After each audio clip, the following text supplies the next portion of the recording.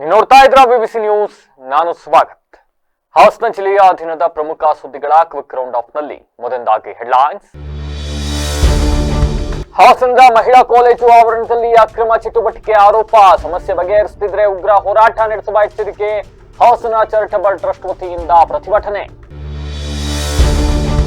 69 ಲಕ್ಷ ರು ಕಳ್ಳತನ ಪ್ರಕರಣಕ್ಕೆ ಬಿಗ್ ಟ್ವಿಸ್ಟ್. ಸೊಸೆ ಸೇರಿ ಇಬ್ಬರ ಬಂಧನ. ಹಾಸನದ ದೊಡ್ಡ ಹೊನ್ನೇನಹಳ್ಳಿಯಲ್ಲಿ ನಡೆದ ಕಳ್ಳತನ. ಜಿಲ್ಲಾ ಪಂಚಾಯತ್ ಆವರಣದಲ್ಲೇ ಕಸದ ರಾಶಿ. ನೈರ್ಮಲ್ಯ ಇಲಾಖೆ ಕಚೇರಿ ಮುಂದೆಯೇ ಅಧಿಕಾರಿಗಳ ನಿರ್ಲಕ್ಷ್ಯ. ಇದು ಹಾಸನ ಜಿಲ್ಲಾ ಪಂಚಾಯಿತಿಯ ಕರ್ಮಕಾಂಡ. ಜಾಗತಿಕ ತಾಪಮಾನ ಹಿನ್ನೆಲೆ ಕುಡಿಯುವ ನೀರಿಗೆ ಪರದಾಟ. ಹಾರಂಗಿ ಜಲಾಶಯದಿಂದ ನಾಲೆಗಳಿಗೆ ನೀರು ಹರಿಸಿ ಕೆರೆಕಟ್ಟೆ ತುಂಬಿಸಿ. ನೀರು ಹರಿಸದಿದ್ರೆ ರೈತರಿಂದ ಉಗ್ರ ಹೋರಾಟದ ಎಚ್ಚರಿಕೆ. ಹಾಸನದಲ್ಲಿ ಬಿಎಂ ರಸ್ತೆ ಒತ್ತುವರಿ ತೆರವು ಕಾರ್ಯಾಚರಣೆ. ಜೆಸಿಬಿ ಮೂಲಕ ಗೂಡಂಗಡಿಗಳ ತೆರವು. ಕಟೌಟ್ಗಳು ಕೂಡ ಧ್ವಂಸ. ಅರಕಲಗೂಡು ಕಾಂಗ್ರೆಸ್ ಸುಜನ ಅಭಿಯಾನ ಸಭೆಯಲ್ಲಿ ಭುಗಿಲೆದ್ದ ಬಣ ರಾಜಕೀಯ ಮುಖಂಡರಿಗೆ ಎಂಎಲ್ಸಿ ಗಾಯತ್ರಿ ಶಾಂತೇಗೌಡ ಖಡಕ್ ಎಚ್ಚರಿಕೆ. ಹಲವು ರಾಜಕೀಯ ಮುಖಂಡರು ಬಾಕಿ.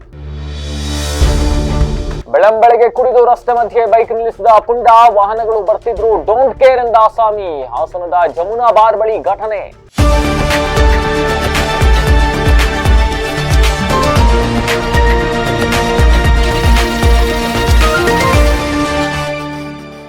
ವಾರ್ತೆಗಳ ವಿವರ. ಹಾಸನ ನಗರದ ಮಹಿಳಾ ಸರ್ಕಾರಿ ಪ್ರಥಮ ದರ್ಜೆ ಕಾಲೇಜು ಆವರಣ ಹಾಗೂ ಸುತ್ತಮುತ್ತಲಿನ ಪ್ರದೇಶಗಳಲ್ಲಿ ಭದ್ರತಾ ಕೊರತೆ, ಸ್ವಚ್ಛತೆಯ ಸಮಸ್ಯೆ ಹಾಗೂ ರಾತ್ರಿ ವೇಳೆ ಅಕ್ರಮ ಚಟುವಟಿಕೆಗಳು ನಡೀತಾ ಇದೆ ಅಂತಕ್ಕಂಥದ್ದನ್ನ ಆರೋಪಿಸಿ ಹಾಸನ ಚಾರಿಟಬಲ್ ಟ್ರಸ್ಟ್ ವತಿಯಿಂದ ಪ್ರತಿಭಟನೆ ನಡೆಸಲಾಗಿದೆ. ಈ ವೇಳೆ ಟ್ರಸ್ಟ್ ನ ಅಧ್ಯಕ್ಷ ಹರೀಶ್ ಗೌಡ ಅಂತಕ್ಕಂಥವರು ಮಾತನಾಡಿದ್ದಾರೆ. ಕಾಲೇಜಿನ ಸುತ್ತಮುತ್ತ ಭದ್ರತೆ ಕೊರತೆ ಎದ್ದು ಕಾಣ್ತಾ ಇದೆ. ಸ್ವಚ್ಛತೆ ಸಮಸ್ಯೆ ಹಾಗೂ ರಾತ್ರಿ ವೇಳೆ ಅಕ್ರಮ ಚಟುವಟಿಕೆಗಳು ನಡೀತಾ ಇದ್ದಾವೆ ಅಂತ ಆರೋಪವನ್ನ ಮಾಡಿದ್ದಾರೆ. ಅಂಡ್ ಇದು ಸಂಪೂರ್ಣವಾಗಿ ವೇಶ್ಯವಾಟಿಕೆ ನಡೆಸ್ತಕ್ಕಂತ ದಂಧೆ ಅಡ್ಡ ಆಗೋಗ್ಬಿಟ್ಟಿದೆ. ಹಾಗಾಗಿ ಕಾಲೇಜು ಆವರಣದಲ್ಲಿ ಭದ್ರತಾ ಸಿಬ್ಬಂದಿಯನ್ನ ನೇಮಿಸಬೇಕು, ಬೀದಿ ದೀಪಗಳನ್ನ ಅಳವಡಿಸಬೇಕು ಹಾಗೂ ಸ್ವಚ್ಛತೆಯನ್ನ ವ್ಯವಸ್ಥೆಯನ್ನ ಸುಧಾರಿಸಬೇಕು ಅಂತ ಒತ್ತಾಯಿಸಿದ್ರು. ಇನ್ನು ಸಿಸಿಟಿವಿ ಕ್ಯಾಮೆರಾಗಳು ಇದ್ರೂ ಕೂಡ ಪರಿಣಾಮಕಾರಿ ಕ್ರಮ ಕೈಗೊಳ್ಳಲಾಗ್ತಾ ಇಲ್ಲ. ಡಿಡಿಪಿಯು ಹಾಗೂ ಜಿಲ್ಲಾಧಿಕಾರಿಗಳು ಸ್ಥಳಕ್ಕೆ ಭೇಟಿ ನೀಡಿ ಸಮಸ್ಯೆಯನ್ನ ಪರಿಶೀಲಿಸಿ ಸೂಕ್ತ ಕ್ರಮ ಕೈಗೊಳ್ಳುವವರೆಗೂ ಹೋರಾಟ ಮುಂದುವರಿಸಲಾಗುವುದು ಅಂತಕ್ಕಂಥ ಎಚ್ಚರಿಕೆಯನ್ನು ಕೂಡ ನೀಡಿದ್ರು. ಇನ್ನು ಪ್ರತಿಭಟನೆಯಲ್ಲಿ ಪೃಥ್ವಿರಾಜ್, ಸೋಮಶೇಖರ್, ರೋಹಿತ್, ರಂಗೇಗೌಡ ಸೇರಿದಂತೆ ಟ್ರಸ್ಟ್ ನ ಸದಸ್ಯರು ಭಾಗವಹಿಸಿದ್ರು. ನಮ್ಮ ಹಾಸನದ ಹೃದಯ ಭಾಗದಂತ ಈ ವಿಭಜಿತ ಪ್ರಧಾನ ಹಾಗೂ ಬಾಯ್ಸ್ ಕಾಲೇಜಿನ ಕೆಟ್ಟ ಚಟುವಟಿಕೆಗಳು ಇಲ್ಲಿ ಏನು ನಡೀತಿದೆ ಕಾಲೇಜಿನ ಸುತ್ತಮುತ್ತಲಿನ ವಾತಾವರಣದಲ್ಲಿ, ಅದ್ರ ಬಗ್ಗೆ ಒಂದು ಹೋರಾಟವನ್ನು ಮಾಡ್ತಾಯಿದ್ದೀವಿ. ಈ ಹೋರಾಟದ ನಿಲುವು ಏನಂತಂದರೆ, ಇಲ್ಲಿಗೆ DDPI ಹಾಗೂ DDPU ಮತ್ತು ನಮ್ಮ ಜಿಲ್ಲಾಧಿಕಾರಿಗಳು ಇವರು 3 ಜನ ಇಲ್ಲಿ ಬಂದು ಸರಿಯಾದ ರೀತಿ ಕ್ರಮನ ಕೈಗೊಳ್ಳೋವರೆಗೂ ನಾವೆಲ್ಲರೂ ಕೂಡ ಇಲ್ಲೇ ಧರಣಿ ಮಾಡಬೇಕು ಅಂತೇಳಿ ಇವತ್ತು ತೀರ್ಮಾನ ಮಾಡಿದ್ದೀವಿ. ದಯಮಾಡಿ ಈ ಮುಖಾಂತರ ನಾನು ನಮ್ಮ ಜಿಲ್ಲಾಧಿಕಾರಿಗಳಲ್ಲಿ ಕೇಳ್ಕೊಳ್ಳೋದೇನೆಂದರೆ, ಆದಷ್ಟು ಬೇಗ ತಾವು ಇಲ್ಲಿಗೆ ಬಂದು ಸರಿಯಾದ ರೀತಿ ಪರಿಹಾರಗಳನ್ನ ಇಲ್ಲಿ ಮಾಡಿಕೊಡ್ಬೇಕು. ಇಲ್ಲಿ ಇರ್ತಕ್ಕಂಥ ಏನು ಅನ್ಯೋನ್ಯಗಳಿದ್ದಾವೆ ತಾವೆಲ್ಲರೂ ಅದನ್ನು ಬಗೆಹರಿಸ್ಕೊಡ್ಬೇಕು. ಇಲ್ಲಿ ಭದ್ರತಾ ಸಿಬ್ಬಂದಿಗಳಿಲ್ಲ. ಹಾಗೆ ಇಲ್ಲಿ ನಡೀತಿರೋ ಇಲ್ಲಿ ಒಂದು ಏನಪ್ಪ ಅಂದರೆ ವೇಶ್ಯವಾಟಿಕೆ ತಾಣ ಆಗೋಗಿದೆ. ನಮ್ಮ ಕಾಲೇಜ್ ಸುತ್ತಮುತ್ತಲ ವಾತಾವರಣ ಒಂದು ಸ್ವಚ್ಛತೆ ಇಲ್ಲ. ಎಲ್ಲವೂ ಕೂಡ ನಿರ್ಲಕ್ಷ್ಯತೆಯಿಂದ ಕಾಲೇಜ್ ಆಡಳಿತಗಳು ಏನು ನಿರ್ಲಕ್ಷ್ಯ ಮಾಡ್ತಿದೆ, ಇವಕ್ಕೆಲ್ಲವೂ ತಾವು ಬಂದು ಪರಿಹಾರ ಕೊಡಬೇಕು ಅಂತೇಳಿ ಈ ನಿಟ್ಟಿನಲ್ಲಿ ನಾನು ತಮ್ಮಲ್ಲಿ ಕಳೆಗೆ ಪ್ರಾರ್ಥನೆ ಮಾಡ್ತೇನೆ. ಆದಷ್ಟು ಬೇಗ ಬಂದು ಇದಕ್ಕೆ ಸರಿಯಾದ ರೀತಿಯಾದ ಕೆಲಸನ ತಾವು ಮಾಡಿಕೊಡ್ಬೇಕು ಅಂತೇಳಿ ಈ ಮುಖ ನಾನು ನಿಮ್ಮಲ್ಲಿ ಕೇಳ್ಕೊತೇನೆ. ಸರ್, ಇಲ್ಲಿ ಏನಾಗಿದೆ, ರಾತ್ರಿ ಸಂಪೂರ್ಣ ಗಾಡಿಗಳು ಬಂದು ಹಿಂದ್ಗಡೆ ಅದು ಏನು ಪಾರ್ಕಿಂಗ್ ಅಂತೇಳಿ ಶೆಡ್ ಮಾಡಿದರೆ ಆ ಪಾರ್ಕಿಂಗಲ್ಲಿ ವೇಶ್ಯಾವಾಟಿಕೆ ನಡೀತಾ ಇದೆ ಸರ್. ಪ್ರತಿದಿನ ಇಲ್ಲಿ ಸಂಪೂರ್ಣವಾಗಿ ವೇಶ್ಯಾವಾಟಿಕೆ ದಂಧೆ ಆಗೋಗಿದೆ ಸರ್ ಹಿಂದ್ಗಡೆ. ಯಾಕೆಂದರೆ ಕಾರ್ಗಳಲ್ಲಿ ಇದು ಮಾಡ್ಕೊಂಡು ಅಲ್ಲಿ ವೇಶ್ಯಾವಾಟಿಕೆಯನ್ನು ಉಪಯೋಗಿಸ್ಕೊಂಡು ಮತ್ತು ಎಣ್ಣೆ ಕುಡಿಯೋದಕ್ಕೆ ಬಿಯರ್ ಬಾಟ್ಲುಗಳು ಸರ್, ಎಲ್ಲನೂ ಅದನ್ನು ರೆಕಾರ್ಡ್ ನೀವು ನೋಡ್ಬೋದು. ಬಹುಶಃ ಬಿಯರ್ ಬಾಟ್ಲುಗಳು, OT ಪ್ಯಾಕೆಟ್ಗಳು ಎಲ್ಲನೂ ತಂದು ಇಲ್ಲಿ ಎಸ್ತು ಹೋಗ್ತಾ ಇದ್ದಾರೆ. ಇಲ್ಲಿ ಯಾವುದೇ ರೀತಿಯ ಭದ್ರತಾ ಸಿಬ್ಬಂದಿ ಇಲ್ಲದಿರೋ ಕಾರಣ ಇವತ್ತು ಈ ಪರಿಸ್ಥಿತಿಯಾಗಿ, ಮತ್ತು ಬಹುಮುಖ್ಯವಾಗಿ ಬೀದಿ ದೀಪಗಳಿಲ್ಲ ಹಾಗೂ CC ಕ್ಯಾಮ್ರಾಗಳಿದ್ದಾವೆ. ಬಟ್ ಅವು ವರ್ಕ್ ಆಗ್ತಿದ್ದಾವೆ ಇಲ್ಲೋ ಅಂತ ನಮಗೆಂತೂ ಗೊತ್ತಿಲ್ಲ. ಅವು ಇದ್ದರೂ ಕೂಡ ನಿರ್ಲಕ್ಷ್ಯತೆಯಿಂದ ಇಲ್ಲಿ ಸಿಬ್ಬಂದಿಗಳು ಏನಿದ್ದಾರೆ ಅವರೆಲ್ಲರೂ ಏನು ಮಾಡ್ತಿದ್ದಾರೆ ಅಂತ ನನಗಂತೂ ಗೊತ್ತಿಲ್ಲ. ಇಲ್ಲಿ DDP ಆಫೀಸ್ ಕೂಡ ಇಲ್ಲ ಇದೆ. ಬಟ್ DDP ಆಫೀಸ್ ಪಕ್ಕದಲ್ಲಿ ಯಾವ ರೀತಿ ಗಲೀಜು ಇದೆ ಅಂತೇಳಿ ತಾವೆಲ್ಲ ಗಮನಿಸಬೇಕಾಗುತ್ತೆ. ನಾನು ಮಾಧ್ಯಮದವರು ನಾನು ಈ ಮುಖಾಂತರ ತಮ್ಮಲ್ಲಿ ಕಳಕಳಿ ಪ್ರಾರ್ಥನೆ ಮಾಡ್ತೀನಿ. ದಯಮಾಡಿ ತಾವೆಲ್ಲರೂ ಕೂಡ ಇವತ್ತಿಗೆ ಸಹಕಾರ ಮಾಡಿ. ಇದು ನಮ್ಮ ವಿದ್ಯೆ ಕಲಿತೀವಿ ಅಂತಂದರೆ ಅದೊಂದು ದೇವಸ್ಥಾನ. ಹಾಸನ ತಾಲೂಕಿನ ದೊಡ್ಡ ಹೊನ್ನೇನಹಳ್ಳಿ ಗ್ರಾಮದಲ್ಲಿ ನಡೆದಿದ್ದ 56.16 ಲಕ್ಷ ರು ಮೌಲ್ಯದ 441.5 ಗ್ರಾಂ ಚಿನ್ನಾಭರಣ ಹಾಗೂ 13.40 ಲಕ್ಷ ರು ನಗದು ಕಳ್ಳವು ಪ್ರಕರಣಕ್ಕೆ ಇದೀಗ ಮಹತ್ವದ ತಿರುವು ಸಿಕ್ಕಿದ್ದು ಪ್ರಕರಣದ ರಹಸ್ಯವನ್ನ ಪೊಲೀಸರು ಕೆಲವೇ ಗಂಟೆಗಳಲ್ಲಿ ಭೇದಿಸಿದ್ದಾರೆ. ಮನೆಯ ಸೊಸೆಯೇ ಕೃತ್ಯದಲ್ಲಿ ಭಾಗಿಯಾಗಿರುವುದು ತನಿಖೆಯಿಂದ ಬಯಲಾಗಿದ್ದು, ಇಬ್ಬರನ್ನ ಪೊಲೀಸರು ವಶಕ್ಕೆ ಪಡ್ಕೊಂಡಿದ್ದಾರೆ. ಶನಿವಾರ ಮನೆಯವರು ಜಮೀನಿಗೆ ತೆರಳಿದ್ದ ವೇಳೆ ಮನೆಯಲ್ಲಿದ್ದ ಸೊಸೆ ಅಮೃತ ತನ್ನ ಪ್ರಿಯಕರ ಪರಿಚಯಸ್ಥ ಅಂತ ಹೇಳಲಾಗುತ್ತೆ ಪರಮೇಶ್ ಅಲಿಯಾಸ್ ಚೇತನ್ ನನ್ನ ಮನೆಗೆ ಕರೆಸಿಕೊಂಡಿದ್ದಾಳಂತೆ. ಬಳಿಕ ಬೀರುವಿನಲ್ಲಿದ್ದ ಲಕ್ಷಾಂತರ ರು ಮೌಲ್ಯದ ಚಿನ್ನಾಭರಣ ಹಾಗೂ ನಗದನ್ನ ಆತನಿಗೆ ನೀಡಿದ್ದಾಳೆ. ಯಾರೋ ಕಳ್ಳರು ಬಂದು ಕಳವು ಮಾಡಿಕೊಂಡು ಹೋಗಿದ್ದಾರೆ ಎಂಬಂತೆ ಬಿಂಬಿಸಲು ಸೊಸೆ ಅಮೃತ ನಾಟಕವಾಡಿದ್ಲು ಅಂತ ಪೊಲೀಸರು ತಿಳಿಸಿದ್ದಾರೆ. ಇನ್ನು ಪ್ರಕರಣವನ್ನ ಗಂಭೀರವಾಗಿ ಪರಿಗಣಿಸಿದ ಹಾಸನದ ಗ್ರಾಮಾಂತರ ಠಾಣಾ ಪೊಲೀಸರು ಕಾರ್ಯಾಚರಣೆಯನ್ನು ನಡೆಸಿ ಪ್ರಮುಖ ಆರೋಪಿಗಳಾದ ಸೊಸೆ ಅಮೃತ ಹಾಗೂ ಕೆ ಹಿರೇಹಳ್ಳಿ ಗ್ರಾಮದ ನಿವಾಸಿ ಪರಮೇಶ್ ಅಲಿಯಾಸ್ ಚೇತನ್ ಅನ್ನೋತಕ್ಕಂಥವನನ್ನ ವಶಕ್ಕೆ ಪಡೆದಿದ್ದು ತನಿಖೆಯನ್ನ ಮುಂದುವರೆಸಿದ್ದಾರೆ. ಹಾಸನ ಜಿಲ್ಲೆಯ ಆಡಳಿತದ ಕೇಂದ್ರ ಬಿಂದುವಾಗಿರುವ ಜಿಲ್ಲಾ ಪಂಚಾಯತ್ ಆವರಣವೇ ಇಂದು ಕಸದ ರಾಶಿಯಾಗಿ ಮಾರ್ಪಟ್ಟಿದ್ದು, ಹಲವು ತಿಂಗಳುಗಳಿಂದ ಕಸ ತೆರವುಗೊಳಿಸದೆ ಅಧಿಕಾರಿಗಳು ತೀವ್ರ ನಿರ್ಲಕ್ಷ್ಯವನ್ನ ತಾಳಿದ್ದಾರೆ ಅಂತಕ್ಕಂಥ ಗಂಭೀರ ಆರೋಪ ಕೇಳಿ ಬಂದಿದೆ. ಹಾಸನ ನಗರದ ಜಿಲ್ಲಾ ಪಂಚಾಯತ್ ಆವರಣದಲ್ಲಿ ಎಲ್ಲಂದರಲ್ಲಿ ಕಸದ ರಾಶಿಗಳು ಬಿದ್ದಿದೆಯಂತೆ. ತೀವ್ರ ದುರ್ವಾಸನೆ ಇದರಿಂದ ಹರಡ್ತಾ ಇದೆ ಅಂತಕ್ಕಂಥ ಆರೋಪ ಕೇಳಿ ಬರ್ತಾ ಇದೆ. ಹಲವು ತಿಂಗಳುಗಳು ಕಳೆದ್ರೂ ಕೂಡ ಈ ಕಸವನ್ನ ತೆರವುಗೊಳಿಸುವುದರಲ್ಲಿ ಎಲ್ಲ ಒಂದು ಕಡೆ ಅಧಿಕಾರಿಗಳು ನಿರ್ಲಕ್ಷ್ಯವನ್ನ ತೋರ್ತಾ ಇದ್ದಾರೆ ಅಂತ ಸಾರ್ವಜನಿಕರು ಆಕ್ರೋಶವನ್ನ ಹೊರಹಾಕಿದ್ದಾರೆ. ಸಾರ್ವಜನಿಕರಲ್ಲಿ ಸ್ವಚ್ಛತೆ ಬಗ್ಗೆ ಜಾಗೃತಿ ಮೂಡಿಸಬೇಕಾದ ಪ್ರಮುಖ ಜವಾಬ್ದಾರಿ ಇರತಕ್ಕಂತ ನೈರ್ಮಲ್ಯ ಇಲಾಖೆ ಕಚೇರಿ ಕೂಡ ಇದೇ ಆವರಣದಲ್ಲಿ ಇದೆ ಅಂತಕ್ಕಂಥದ್ದು ನಮ್ಮೆಲ್ಲರ ವಿಪರ್ಯಾಸ. ಆದ್ರೂ ಕೂಡ ಕಣ್ಣೆದುರಿನ ಕಸದ ರಾಶಿಯನ್ನೇ ತೆರವುಗೊಳಿಸಲು ಯಾರು ಮುಂದಾಗ್ತಾ ಇಲ್ಲ. ಇನ್ನ ಊರಿನ ಕಸ ಏನ್ ಕ್ಲೀನ್ ಮಾಡ್ತಾರೆ, ಏನ್ ಜಾಗೃತಿ ಮೂಡಿಸ್ತಾರೆ ಅಂತ ಜನ ಇವತ್ತು ಪ್ರಶ್ನೆ ಮಾಡ್ತಾ ಇದ್ದಾರೆ. ಪ್ರತಿದಿನ ಸಾರ್ವಜನಿಕರು, ಸಿಬ್ಬಂದಿಗಳು, ವಿವಿಧ ಇಲಾಖೆ ಅಧಿಕಾರಿಗಳು, ಜನಪ್ರತಿನಿಧಿಗಳು ಇದೇ ಮಾರ್ಗವಾಗಿ ಸಂಚರಿಸಿದ್ರು ಕೂಡ ಈ ಸಮಸ್ಯೆಯನ್ನ ಸಂಪೂರ್ಣವಾಗಿ ಕಡೆಗಣಿಸಲಾಗಿದೆ ಅಂತಕ್ಕಂಥದ್ದು ಸಾರ್ವಜನಿಕರ ಅಳಲು. ಆಡಳಿತ ಕೇಂದ್ರ ಸ್ಥಾನದಲ್ಲೇ ಸ್ವಚ್ಛತೆ ಮರೀಚಿಕೆಯಾಗಿದ್ದು, ಸಂಬಂಧಪಟ್ಟ ಅಧಿಕಾರಿಗಳು ಕೂಡಲೇ ಎಚ್ಚೆತ್ತುಕೊಂಡು ಕಸವನ್ನ ತೆರವುಗೊಳಿಸಬೇಕು ಅಂತ ಸಾರ್ವಜನಿಕರು ಒತ್ತಾಯಿಸಿದ್ದಾರೆ. ಹಾರಂಗಿ, ಹೇಮಾವತಿ, ಕಟ್ಟೇಪುರ ಮತ್ತು ಚುಂಚನಕಟ್ಟೆ ಅಣೆಕಟ್ಟೆಗಳಿಂದ ನಾಲೆಗಳಿಗೆ ನೀರನ್ನ ಹರಿಸಿ ಕೆರೆ ಕಟ್ಟೆಗಳನ್ನ ತುಂಬಿಸುವ ಮುಖೇನ ಜಾನುವಾರುಗಳಿಗೆ ಕುಡಿಯುವ ನೀರಿನ ಅನುಕೂಲವನ್ನ ಕಲ್ಪಿಸಿಕೊಡಬೇಕು ಅಂತ ಮಾಜಿ ಶಾಸಕ ಹಾಗೂ ಪರಿಸರಕ್ಕಾಗಿ ನಾವು ಸಂಘಟನೆಯ ರಾಜ್ಯಾಧ್ಯಕ್ಷ ಎಟಿ ರಾಮಸ್ವಾಮಿ ಅವರು ಸರ್ಕಾರವನ್ನು ಒತ್ತಾಯಿಸಿದ್ದಾರೆ. ಅರಕಲಗೂಡು ತಾಲೂಕಿನ ರಾಮನಾಥಪುರದಲ್ಲಿ ಸುದ್ದಿಗಾರರೊಂದಿಗೆ ಮಾತನಾಡಿರ್ತಕ್ಕಂಥ ಅವರು, ರಾಜ್ಯದಲ್ಲಿ ಕಳೆದ ಒಂದು ಶತಮಾನದಿಂದಲೂ ಕೂಡ ಕಂಡು ಕೇಳರಿಯದ ಅತ್ಯಂತ ಕಡಿಮೆ ಮಳೆಯ ಪ್ರಮಾಣ ದಾಖಲಾಗಿದೆ. ಜಾಗತಿಕ ತಾಪಮಾನ ಏರಿಕೆ ಉತ್ತುಂಗದಲ್ಲಿದ್ದು ಪರಿಸರದ ಅಸಮತೋಲನದಿಂದ ಮಳೆಯು ಎಲ್ಲಂದರಲ್ಲಿ ಚೆದರುತ್ತಾ ಇದೆ. ಇದರಿಂದ ಏಕಕಾಲದಲ್ಲಿ ಅತಿವೃಷ್ಟಿ ಹಾಗೂ ಅನಾವೃಷ್ಟಿ ಎರಡನ್ನೂ ಕೂಡ ಅನುಭವಿಸುವ ಪರಿಸ್ಥಿತಿ ಎದುರಾಗಿ ಹೋಗುತ್ತಿದೆ. ಅದೃಷ್ಟವಶಾತ್ ಕೊಡಗಿನ ಹಾರಂಗಿ ಜಲಾಶಯವು ತುಂಬಿದ್ದು ಶನಿವಾರದಿಂದ 4,000ಕ್ಕೂ ಹೆಚ್ಚು ಕ್ಯೂಸೆಕ್ಸ್ ನೀರನ್ನ ಕಾವೇರಿ ನದಿಗೆ ಹರಿಬಿಡಲಾಗ್ತಾ ಇದೆ. ಈ ನಾಲೆಗಳಲ್ಲಿ ನೀರು ಹರಿಸಿದಲ್ಲಿ ಹಾಸನ, ಮೈಸೂರು, ಕೊಡಗು ಮತ್ತೆ ತುಮಕೂರು ಜಿಲ್ಲೆಗಳ ಜನರಿಗೆ ಅನುಕೂಲವಾಗಲಿದೆ. ತಕ್ಷಣವೇ ನಾಲೆಗಳಿಗೆ ನೀರನ್ನ ಹರಿಸಿ ಕುಡಿಯುವ ನೀರು ಹಾಗೂ ಜಾನುವಾರುಗಳಿಗೆ ಅನುಕೂಲ ಮಾಡಿಕೊಡಬೇಕು. ತಪ್ಪಿದಲ್ಲಿ ರೈತರು ಅನಿವಾರ್ಯವಾಗಿ ವಿಧಿಗಿಳಿದು ಹೋರಾಟ ನಡೆಸಬೇಕಾಗುತ್ತೆ ಅಂತಕ್ಕಂಥ ಎಚ್ಚರಿಕೆಯನ್ನ ನೀಡಿದ್ದಾರೆ. ನಾವು ಹಿಂದೆಂದೂ ಒಂದು ಶತಕದಲ್ಲಿ ಅಂದ್ರೆ 100 ವರ್ಷದಲ್ಲಿ ಕಂಡಿಲ್ಲ ಅಷ್ಟು ಅತ್ಯಲ್ಪ ಮಳೆ ಆಗಿದೆ. ಜಾಗತಿಕ ತಾಪಮಾನ ಬಹಳ ಉತ್ತುಂಗಕ್ಕೆ ಹೋಗಿದೆ. ಹಾಗಾದರೆ ತಾಪಮಾನ ಏರ್ತಲ್ಲ, ಮಳೆ ಆಗ್ತಿಲ್ವ ಅಂದರೆ ತಾಪಮಾನದಿಂದ ನೀರಿನ ಆವಿ ಜಾಸ್ತಿ ಆಗ್ತದೆ. ಮಳೆ ಎಲ್ಲಿ ಸುರಿಬೇಕು ಅಲ್ಲಿ ಸುರಿತಾ ಇಲ್ಲ, ಯೂನಿಫಾರ್ಮ್ ಆಗಿ ಹರಡ್ತಾ ಇಲ್ಲ. ಬೇರೆ ಬೇರೆ ಕಡೆ ಹೋಗಿ ಅತಿ ಹೆಚ್ಚು ಮಳೆ ಆಗ್ತಾ ಇದೆ. ಅಲ್ಲಿ ಅತಿವೃಷ್ಟಿಯನ್ನು ಕಾಣ್ತಾ ಇದ್ದೀವಿ, ಇಲ್ಲಿ ಅನಾವೃಷ್ಟಿಯನ್ನು ಕಾಣ್ತಾ ಇದ್ದೀವಿ. ಕಾರಣ ಪರಿಸರದ ಅಸಮತೋಲನ. ಇದಕ್ಕೆ ನಾವೇ ಜವಾಬ್ದಾರಿ.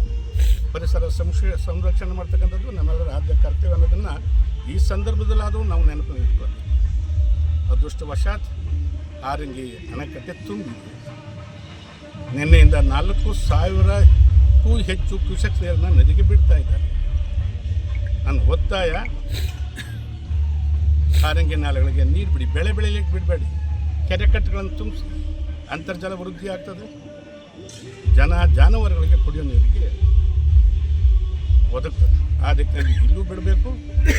ಹೇಮಾವತಿಯಲ್ಲೂ ಕೂಡ ಕುಡಿಯುವ ನೀರಿಗಾಗಿ ನಾಲೆಗಳಲ್ಲಿ ನೀರು ಹರಿಸಬೇಕು.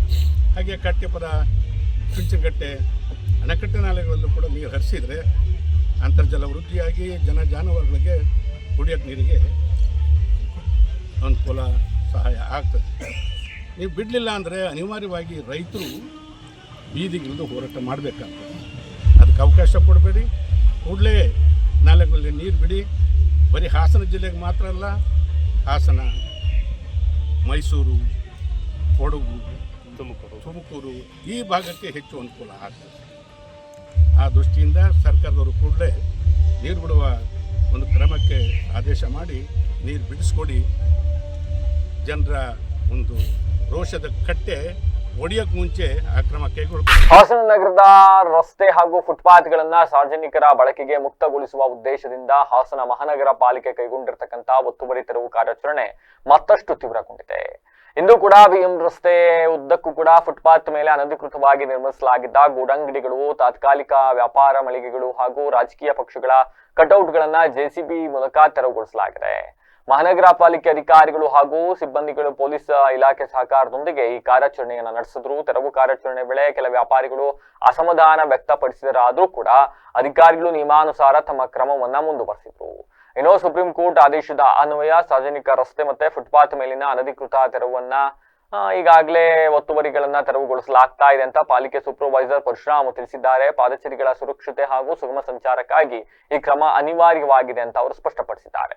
ಸುಮಾರು 15 ದಿನಗಳ ಹಿಂದೆಯೇ ಸ್ವಯಂ ಪ್ರೇರಿತವಾಗಿ ಒತ್ತುವರಿ ತೆರವುಗೊಳಿಸುವಂತೆ ವ್ಯಾಪಾರಿಗಳಿಗೆ ನೋಟಿಸ್ ಅನ್ನು ನೀಡಲಾಗಿತ್ತು. ಎಚ್ಚರಿಕೆ ನೀಡಿದ್ರು ಕೂಡ ಸೂಚನೆ ಪಾಲಿಸದ ಹಿನ್ನೆಲೆಯಲ್ಲಿ ಈಗ ಜೆಸಿಬಿ ಮೂಲಕ ಕಾರ್ಯಾಚರಣೆ ನಡೆಸಲಾಗ್ತಾ ಇದೆ ಅಂತ ತಿಳಿಸಿದ್ದಾರೆ.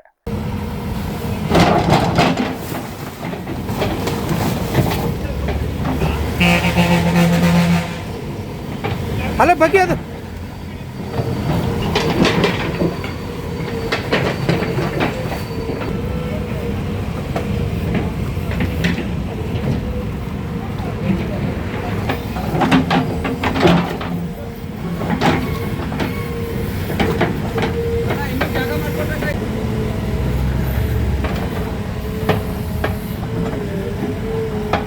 ಹಂಗೆ ಗುಂಡಿ ಹೆಂಗೆ ಮಾಡಂಗೆ ಏ ನಗರಸಭೆ ಜಾಗ ಅಂದರೆ ಮಹಾನಗರ ಪಾಲಿಕೆ ಜಾಗ ಮಸ್ತ ಬೈತಕ್ಕಂತಕ್ಕಂದಿರ್ತಾರೆ.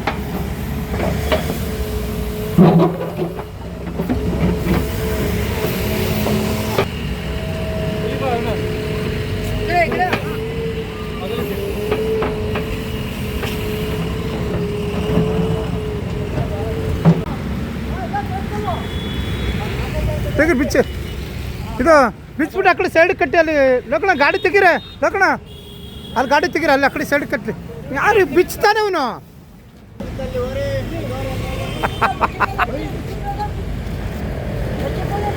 ತೆಗಿ ಅವನು ಯಾವ ಡಬ್ಬ ಅವನು.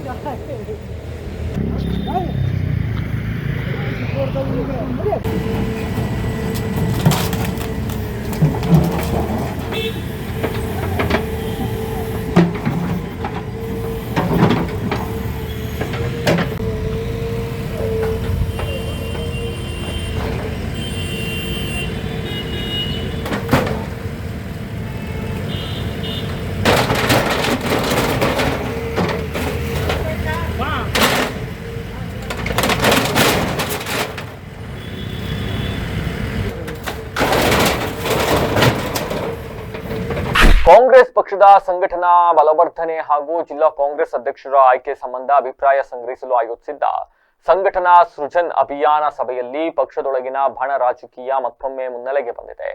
ಕಳೆದ ವಿಧಾನಸಭಾ ಚುನಾವಣೆ ಬಳಿಕ ಇದೇ ಮೊದಲ ಬಾರಿಗೆ ಆಯೋಜಿಸಲಾಗಿದ್ದ ಸಭೆಯನ್ನ ಉದ್ದೇಶಿಸಿ ಮಾತನಾಡಿದ ವಿಧಾನ ಪರಿಷತ್ ಸದಸ್ಯೆ ಗಾಯತ್ರಿ ಶಾಂತೇಗೌಡ, ಸಭೆಯಲ್ಲಿ ಕೆಲ ಕಾರ್ಯಕರ್ತರು ಹಾಗೂ ಬೆಂಬಲಿಗರು ಪ್ರತ್ಯೇಕ ಗುಂಪುಗಳಲ್ಲಿ ಚರ್ಚೆಯಲ್ಲಿ ತೊಡಗಿರುವುದು ತೀವ್ರವಾಗಿ ಇದನ್ನ ಆಕ್ಷೇಪಣೆಯನ್ನ ವ್ಯಕ್ತಪಡಿಸಿದ್ರು. ಪಕ್ಷದೊಳಗಿನ ಭಿನ್ನಾಭಿಪ್ರಾಯಗಳ ವಿರುದ್ಧ ಅಸಮಾಧಾನವನ್ನ ವ್ಯಕ್ತಪಡಿಸಿದ್ರು.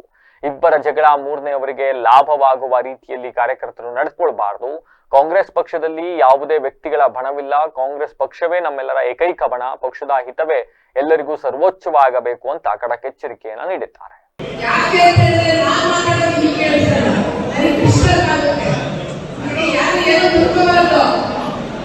ಆಯ್ಕೆಯ ಪ್ರಕ್ರಿಯೆಯನ್ನ ನೀವು ಯಾರು ಅಧ್ಯಕ್ಷ ಆಗ್ತೀರಾ ಅದಕ್ಕೆ ಒಂದು ಫಾರಂ ಕೊಡ್ತಾರೆ. ಆ ಫಾರಂ ಫಿಲಪ್ ಮಾಡಿ ನಿಮ್ಮ ಬಯೋಡೇಟಾವನ್ನ ಅವ್ರಿಗೆ ಕೊಟ್ರೆ ಯಾರು ಸೂಕ್ತ ಅಭ್ಯರ್ಥಿಗಳು ಅಂತ ಹೇಳಿ ಇಲ್ಲಿ ಸಂಘಟನೆ ಮಾಡಲಿಕ್ಕೆ ಯಾರು ಸಮರ್ಥರಿದ್ದಾರೆ, ಯಾರು ಅಧ್ಯಕ್ಷರಾಗಿ ಈ ಕೆಲಸವನ್ನ ಸರಿಯಾದ ರೀತಿಯಲ್ಲಿ ನಿರ್ವಹಣೆಯನ್ನ ಮಾಡ್ತಾರೆ ಅನ್ನೋ ಇದನ್ನ ಆಯ್ಕೆಯ ಪ್ರಕ್ರಿಯೆ ಇದು. ಲಕ್ಷ್ಮಣ್ ಸಹ ಚೆನ್ನಾಗಿ ಕಾರ್ಯವನ್ನು ನಿರ್ವಹಣೆ ಮಾಡಿದ್ದಾರೆ, ಇಲ್ಲ ಅಂತಲ್ಲ. ಆದರೆ ಇದು ಇಡೀ ರಾಜ್ಯದಲ್ಲಿ ಇವತ್ತು ಈ ಆಯ್ಕೆ ಪ್ರಕ್ರಿಯೆ ಶುರುವಾಗಿದೆ. ಆದ್ರಿಂದ ತಾವೆಲ್ಲರೂ ಸಮಾಧಾನದಿಂದ ಕೂತ್ಕೊಂಡು ಯಾರು ಅಧ್ಯಕ್ಷರಾಗಬೇಕು ಅಂತ ಹೇಳಿ ನೀವೆಲ್ಲರೂ ಯಾರ ಹೆಸರನ್ನ ಸಜೆಸ್ಟ್ ಮಾಡ್ತೀರಾ ಅದನ್ನ ತಗೊಂಡು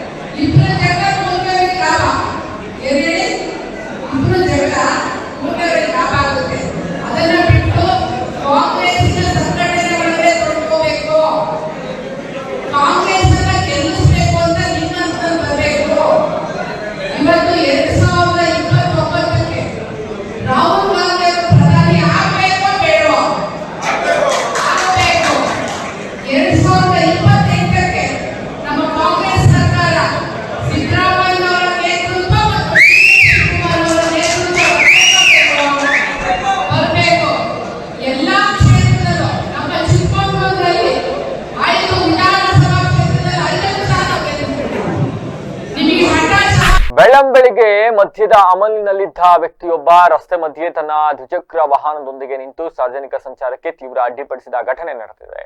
ವಾಹನಗಳು ಬರ್ತಾ ಇದ್ರು ಕೂಡ ಈ ವ್ಯಕ್ತಿ ತೋರಿದ ಬೇಜವಾಬ್ದಾರಿ ವರ್ತನೆ ಕೆಲಕಾಲ ಆತಂಕ ಹಾಗೂ ಗೊಂದಲಕ್ಕೆ ಕಾರಣವಾಯಿತು.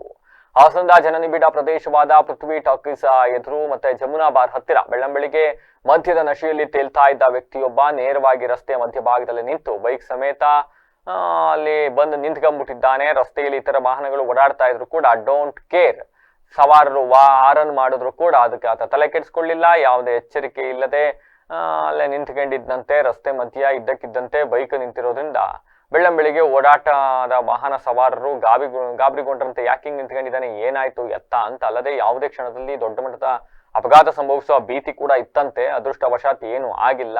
ಈ ನಾಟಕೀಯ ವರ್ತನೆ ನಡೆದಿದ್ರಿಂದ ಕೆಲ ಕಾಲ ಸಹಜವಾಗಿ ಸಂಚಾರ ದಟ್ಟಣೆ ಉಂಟಾಯಿತು. ಈಗ ಮತ್ತೊಮ್ಮೆ ಹೆಡ್ಲೈನ್ಸ್.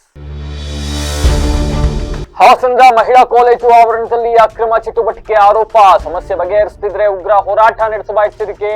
ಹಾಸನ ಚಾರಿಟಬಲ್ ಟ್ರಸ್ಟ್ ವತಿಯಿಂದ ಪ್ರತಿಭಟನೆ.